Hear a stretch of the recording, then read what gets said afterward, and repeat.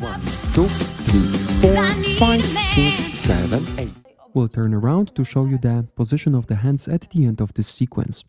While ending up next to each other, ladies, you should place your hands on your hips.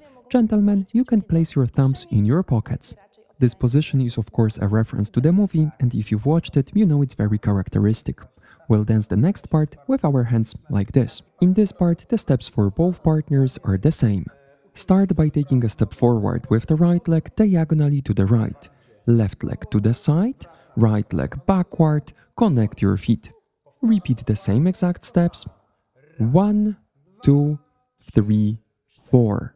Remember to keep your knees slightly bent and active, loosen your hips enough to let them move to the rhythm of the steps, but keep an upright posture. Okay, let's count this part, starting with the movie sequence. We've ended on the count of 8, and now 1, 2, 3, 4, 5, 6, 7, 8.